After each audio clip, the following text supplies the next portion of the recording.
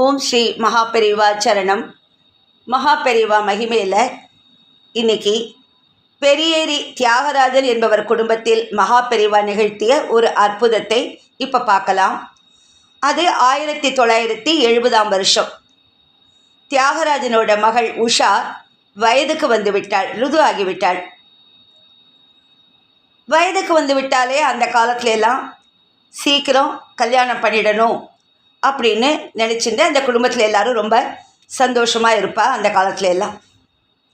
ஆனால் தியாகராஜனுக்கு ரொம்ப காலமாகவே ஒரு ஆசை இருந்து வந்தது. என்ன ஆசைன்னா, வயதுக்கு வருவதற்கு முன்னாடியே உஷாவை கன்னியாதானம் செய்து கொடுத்துடணும்னு ஆசை. தந்தை ஸ்தானத்திலிருந்து ஒரு மகளுக்கு திருமணம் செய்து கொடுப்பதை கன்னியாதானம் என்று சொல்வார்கள். எத்தனையோ தானங்கள் உண்டு. தானம் என்றாலே அவை எல்லாமே புண்ணியத்தை தான் தரும். இந்த புண்ணியத்தை பெறுவதற்குத்தான் கோதானம், பூதானம், சொர்ணதானம், அன்னதானம், இப்படி பல தானங்களை அவரவர் தங்கள் தகுதிக்கும் வசதிக்கும் ஏற்ப செய்து கொண்டிருக்கிறார்கள். இத்தனை தானங்கள் இருந்தும் அவற்றுள் சிறந்த தானமாக, மகா உன்னத தானமாக சாஸ்திரங்கள் குறிப்பிடுவது கன்னியாதானத்தை தான். எனவே இந்த தானம் தருகின்ற புண்ணியத்தை அந்த காலத்தில் பெண் ருது ஆவதற்கு, அதாவது வயதுக்கு வருவதற்கு முன்னாலேயே செய்து விடுவார்கள். கன்னியாதானம் செய்து கொடுக்கிற போது வேத பண்டிதர்கள், சாஸ்திரிகள் சொல்கிற மந்திரத்தின் பொருளை கேட்டால் இதன் மகத்துவம் புரியும். அந்த மந்திரத்தின் பொருளை இப்போ கொஞ்சம் நான் இங்கே சொல்கிறேன்.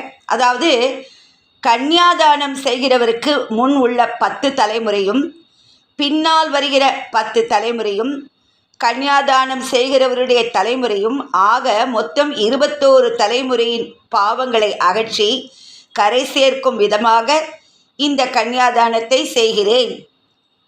இப்படி தான் அப்போ சொல்லப்படுற மந்திரத்தின் பொருள் இதுதான். யோசித்து பாருங்கோ. திருமணத்தின் போது பெண்ணை கன்னியாதானம் செய்து கொடுத்தால் பெண்ணின் தகப்பனார் உட்பட 21 தலைமுறை கரை சேர்கிறது என்றால் அந்த பெண்ணை பெற்றவர் எத்தனை புண்ணியம் செய்திருக்கிறார். பெண் குழந்தை வாய்ப்பது என்பது அத்தனை அதிர்ஷ்டம். இப்போ எல்லாம் பெண் குழந்தைகளை இப்போ எல்லாமே சரிசமமாக தான் நினைக்கிறேன். அந்த காலத்துல எல்லாம் பெண் குழந்தைகள் பிறந்த ஐயோ எங்களுக்கு கல்யாணம் பண்ணணுமே, கல்யாண செலவு நிறைய ஆகுமே, பெண் குழந்தைகளை அவ்வளோ சட்டுன்னு அக்செப்ட் பண்ணிக்க மாட்டாள். அந்த காலத்துல எல்லாம் பிள்ளை பிறந்தா என்னமோ காலரை தூக்கி விட்டுப்பா, எனக்கு பிள்ளை குழந்தை பிறந்துடுத்து, எனக்கு பிள்ளை பிறந்திருக்கான்னு.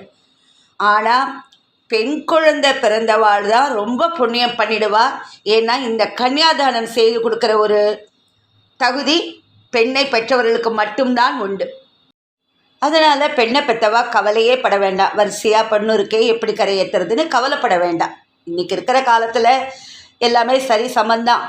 ஆனாலும் இன்னும் அங்கங்கே கொஞ்சம் கொஞ்சம் ஐயோ பொன் குழந்தைன்னு ஒரு கவலை இருக்கிறவா இருந்துன்னு தான் இருக்குது. ஆண் குழந்தைகள் வசதி தான், இல்லைன்னு நான் சொல்லலை. ஆனால் பெண்ணை பெற்றவாளுக்கு தான் இப்படி ஒரு பாக்கியம், கன்னியாதானம் பண்ணி கொடுக்குற ஒரு பாக்கியம் இருக்குது. அது ரொம்ப புண்ணியம் இருந்தால் தான் அந்த மாதிரி பெண் குழந்தைகள் பிறக்கும். அதனால தான் ஒரு சில இடத்துல என்னென்னா, இப்போ அப்பா போய் அம்மா இருந்து அவளுடைய குழந்தைக்கு கன்னியாதானம் பண்ணி கொடுக்க முடியாது. 2 பேரும் இருந்தால் தானே பண்ணி கொடுக்க முடியும். அந்த மாதிரி இடத்துல மச்சினரையோ இல்லை தம்பி யாருக்காவது இந்த ஒரு வாய்ப்பை கொடுப்பா.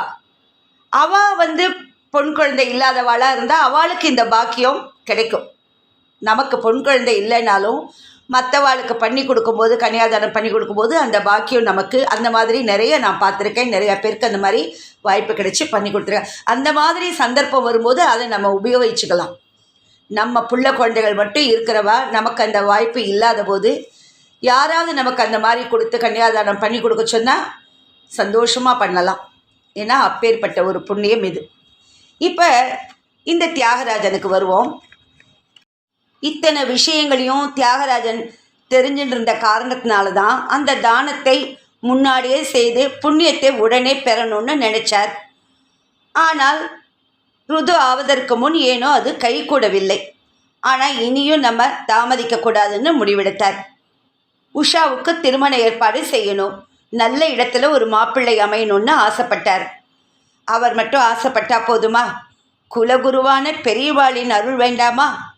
அடுத்த கணமே பெரியவாளின் தரிசனம் வேண்டி காஞ்சிபுரம் புறப்பட்டார் தியாகராஜன். பெரியவா நல்ல உத்தரவு தர வேண்டும்னு மனசுக்குள்ள பிரார்த்தனை பண்ணிட்டார். வழக்கம் போல காரை தியாகராஜனின் மூத்த மகன் ரவிசங்கர் ஓட்டினார். அப்போ காஞ்சிபுரத்தில் கொல்லாச்சத்திரத்தில் பெரியவா இருந்தார். அன்னைக்கு மூல நட்சத்திரம். மூல நட்சத்திர தினத்தில் மகா பெரியவா காஷ்ட மௌனத்தில் காணப்படுவார். எதுவும் பேச மாட்டார். சாயந்தரமாக பெரியவா தரிசனம் கிடைச்சிது. ஆனால் பெரியவா கிட்ட எதுவும் பேச முடியல தியாகராஜனுக்கு. இங்கு வந்ததே உஷாவின் கல்யாணத்துக்கு உத்தரவு கேட்பதற்கு. ஆனால் அது நடக்கலை. பெரியவா கிட்ட ஏதோ கேட்க வந்திருக்கார். ஆனால் அது இன்னைக்கு முடியலையேங்கிற தியாகராஜனோட தவிப்பை பார்த்தார் ஸ்ரீமடத்து ஊழியரும் அன்னைக்கு மகா பெரிவாளுக்கு கைங்கரியம் செய்து வந்தவருமான ஸ்ரீகண்டன். மெல்ல தியாகராஜனை நெருங்கிய ஸ்ரீகண்டன் சொல்கிறார், ஒன்றும் கவலைப்படாதீங்கோ, இன்னைக்கு பெரியவா எதுவும் பேச மாட்டா, நாளைக்கு வாங்கோ, நீங்கள் என்ன கேட்கணுமோ அப்போ கேளுங்கோ, பெரியவா அனுகிரகம் கொடுப்பா அப்படிங்கிறார் நம்பிக்கையோட. அவரோட ஆறுதல் வார்த்தைகளை கேட்டுட்டு ரொம்ப திருப்தியாக எழுந்து பெரியவாளுக்கு மீண்டும் ஒரு சாஷ்டாங்க நமஸ்காரம் பண்ணிட்டு புறப்பட்டார். அங்கேயே கொல்லாசத்திரத்துக்கு பக்கத்துலேயே தியாகராஜனின் மாமா வசித்து வந்தார். அதனால் அன்னைக்கு ராத்திரி பொழுத அங்கே கழிச்சுடலாம், காத்தால் வந்து பெரியவாளை திரும்ப தரிசிக்கலான்னு அவள் அங்கே போய் தங்கினான். மாமா வீட்டில் ராத்திரி உணவாக சுட சுட அரிசி உப்புமா பரிமாறப்பட்டது. சாப்பிட்டுன்னு இருக்கும்போது தான் என்ன விஷயத்துக்காக காஞ்சிபுரம் வந்திருக்கேங்கிறத பேச்சுவாக்கில் சொன்னார் தியாகராஜன். அப்போ அவரோட மாமி சொல்கிறா, என் உறவுக்கார பையன் ஒருத்தனே கல்யாணத்துக்கு தயாராக இருக்கான், உஷாவுக்கு சரியாக வரும் இந்த இடம் அப்படின்னு அந்த மாமி சொன்னான். அப்போல்லாம் இப்படி தான் கல்யாணங்கள்லாம் இப்படி தான் நிச்சயமாகும். ஒரு கல்யாணத்தில் உறவுக்காரெல்லாம் சேர்ந்து பேசும்போது மனசு விட்டு பேசுவா. அப்போ அங்கங்கே அவள் குடும்பத்தில் இருக்கிற பையனையும் நம்ம குடும்பத்தில் இருக்கிறையும் பொண்ணையும் பற்றி ஒருத்தருக்கு ஒருத்தர் விசாரித்து கல்யாணம் அப்படி தான் நடக்கும். இப்போ 100 ஜாதகம் பார்த்தாலும் அமைய மாட்டேங்கிறது இப்போ எல்லாம். அதனால் மாமி சொன்ன அடுத்த க்ஷணமே தியாகராஜன் சொல்கிறார், அப்படியா, அந்த பையனாத்த அட்ரஸ் கொடுங்கோ, நான் பார்க்குறேன். சாப்பிட்டு முடித்த உடனே விலாசத்தை கொடுத்தார் மாமி. நாளைக்கு காத்தால பெரியவாளை தரிசிக்கிறப்போ எல்லாம் நன்னா முடியணும். இதுதான் தியாகராஜனோட அப்போதைய பிரார்த்தனை. அன்றைக்கி ராத்திரி பொழுத மாமா வீட்டில் கழிச்சிட்டு மறுநாள் காத்தால பெரியவா தரிசனத்துக்கு காஞ்சி ஸ்ரீமடம் போனார். மகள் உஷாவின் கல்யாணத்துக்கு பெரியவா ஆசிகள் பரிபூர்ணமாக கிடைக்க வேண்டும்னு மனசுக்குள்ளே பிரார்த்தித்து கொண்டே இருந்தார் தியாகராஜன். நடமாடும் தெய்வம் காஞ்சி பெரியவா நிமிர்ந்து பார்த்தார். குடும்பத்தோடு மகானை நமஸ்கரித்தார் தியாகராஜன்.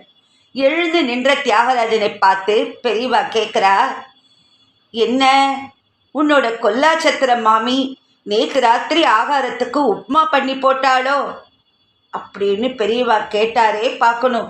பிரமித்து போயிட்டார் தியாகராஜன். பின்ன ஏதோ பக்கத்தில் இருந்து பார்த்தவர் மாதிரி கேட்குறாரு.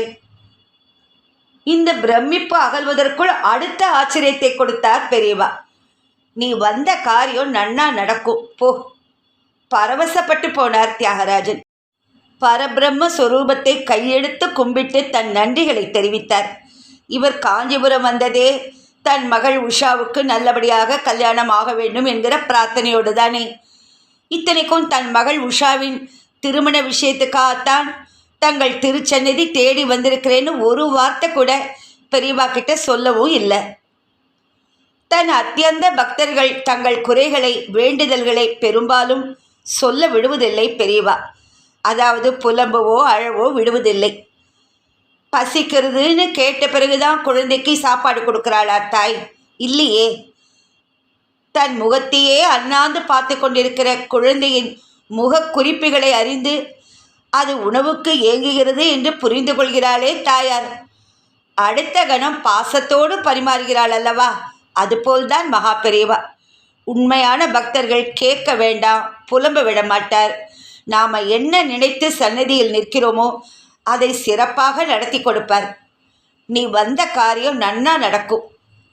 இந்த ஒரு பதிலை பெரியவா திருவாயிலிருந்து கேட்கிற போது பிரார்த்தனையோடு வந்தவரின் மனம் எப்படி இருக்கும்? கேட்காமலேயே வரம் கிடைத்தால் எப்படி இருக்கும்? அதுபோல்தான் அனாயசமாக வரம் கொடுத்து விட்டார்.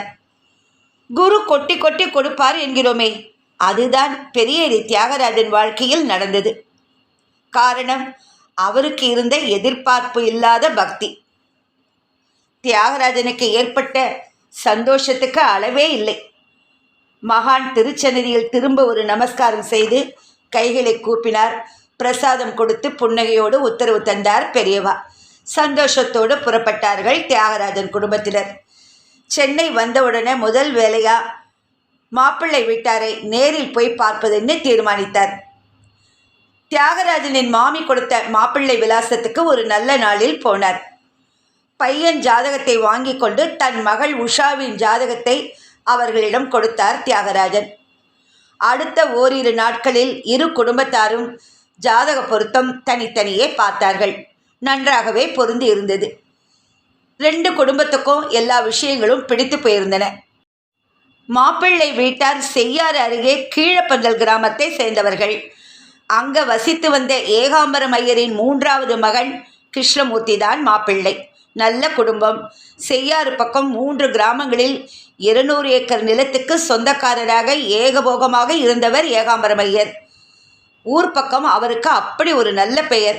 தவிர காஞ்சி காமகோடி மடத்தின் அத்தியந்த பக்தர் ஏகாம்பரம் ஐயர். இவரை பணக்கார ஏகாம்பரம் என்றே அழைப்பார் பெரியவா. ஏன்னா ஒரே பெயரில் பல பக்தர்கள் இருந்தால் ஒவ்வொருவரையும் அடையாளம் காண்பதற்காக அவர்கள் பெயருக்கு முன்னால் சிறு பட்டம் ஒட்டி கொள்ளும். அப்போ ஸ்ரீமடத்திலும் ஏகாம்பரம் என்ற பெயரில் பலர் இருந்ததால் இந்த ஏகாம்பரம் பணக்கார ஏகாம்பரம் ஆனார். மகானின் திருவாயிலிருந்தே பணக்கார என்ற சொல் வந்து ஒருவரை ஆசிர்வதித்தால் அது மகாலட்சுமி குடிக்கொண்டிருக்கிற இடம்.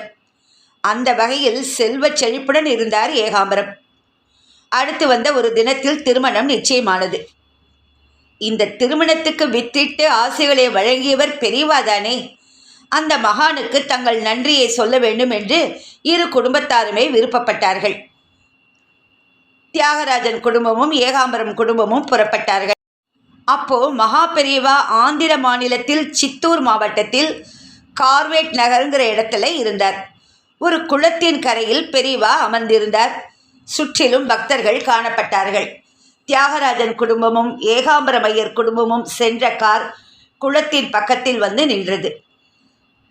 இரு குடும்பத்தாரும் இறங்கி மகானை நோக்கி நடந்தார்கள்.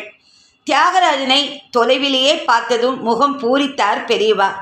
என்னடா இவ்வளோ தூரம் வந்திருக்க என்று உரிமையோடு கேட்டார். தியாகராஜனையே கூர்ந்து பார்த்தார் பெரியவா. மகானை நெருங்கியவர் சாஷ்டாங்கமாக விழுந்து நமஸ்கரித்தார். பெரியவா, என்னோட பொண்ணுக்கு நிச்சயம் பண்ணிட்டேன். மாப்பிள்ளை யாரு? இதோ என் கூட வந்திருக்காரே, கீழப்பந்தல் ஏகாம்பரம் ஐயர். இவரோட 3வது பிள்ளை கிருஷ்ணமூர்த்தி தான் மாப்பிள்ளை பெரியவா என்றார். ஓ, பணக்கார ஏகாம்பரமா? நல்ல இடம், நல்ல இடம்னு 2 தடவை சொன்னா பெரியவா. கையை உயர்த்தி இரு குடும்பத்தாரையும் ஆசீர்வதித்தார். அதோடு பரவாயில்ல, கல்யாண ஏற்பாடுகளை கவனி அப்படின்னு சொன்னா பெரியவா. 2 குடும்பத்தாருக்கும் சந்தோஷம் பிடிபடலை. இதை விட என்ன வேணும்? கல்யாண ஏற்பாடுகளை கவனிக்க சொல்கிறாரே. எல்லாம் நடந்துட்டு இருக்கு பெரியவா. கல்யாணத்துக்கு உங்கள் ஆசி வேண்டும் என்றார் தியாகராஜன். என்னைக்கு கல்யாணம் பெரியவா கேட்குறா. ஜூன் மாதம் 4ஆம் தேதி பெரியவா. கவலைப்படாத, அன்னைக்கு நான் நினச்சிக்கிறேன் என்று பதிலளித்தார் பெரியவா. எப்பேற்பட்ட பதில்! எந்த தெய்வம் இப்படிப்பட்ட ஒரு பதிலை சொல்லும்? நாமெல்லாம் குருவின் நினைப்போடும் தெய்வத்தின் நினைப்போடும் காலத்தை தள்ளி கொண்டிருக்கிறோம். குரு நம் கூட இருக்க மாட்டாரா, தெய்வம் நம் கூட இருக்காதாலாம் ஏங்குறோம். நம் குடும்பத்தில் நடக்கிற எந்த ஒரு நிகழ்ச்சியாக இருந்தாலும் குருவாகப்பட்டவர் கூட இருந்து வழி நடத்த வேண்டும்னு ஆசைப்படுறோம். ஆனால் நம் பக்தி எப்படிப்பட்டது? ஆத்மார்த்தமானதான்னு அதுக்கு ஏற்பதான் எல்லாமே நடக்கிறது. ஆத்மார்த்தமும் அர்ப்பணிப்பும் இல்லாமல் எல்லாம் எனக்கு கிடைக்கணும்னு எதிர்பார்க்கிறோம். தியாகராஜன் விஷயத்தில் பாருங்கோ, உன் பொண்ணு கல்யாணத்தன்னைக்கு நான் நினச்சிக்கிறேன்னு பதிலளிக்கிறார். இந்த தம்பதிகளுக்கு இதைவிட பெரிய ஆசிகள் வேறு ஏதாவது வேணுமா என்ன? திருப்பதி பெருமாளை வேண்டியபடி தாயார் குடிகொண்டிருக்கும் திருச்சானூரில் கிருஷ்ணமூர்த்தி உஷா கல்யாணம் வெகு விமர்சையாக நடந்தது. அந்த நாளிலே 5 நாள் கல்யாணம். எப்போதும் நம் கலாச்சாரத்தையும் சம்பிரதாயங்களையும் விடாமல் பின்பற்றினால் அப்போதெல்லாம் மகா பெரியவா நம் கூடவே இருப்பார் என்பதை நாம் மறந்துவிடக்கூடாது. ரொம்ப ஒரு அருமையான அற்புதம். ஹர ஹர சங்கர ஜெய ஜெய சங்கர, ஹர ஹர சங்கர ஜெய ஜெய சங்கர. ஓம் ஸ்ரீ மகாபெரிவா சரணம். நமஸ்காரம்.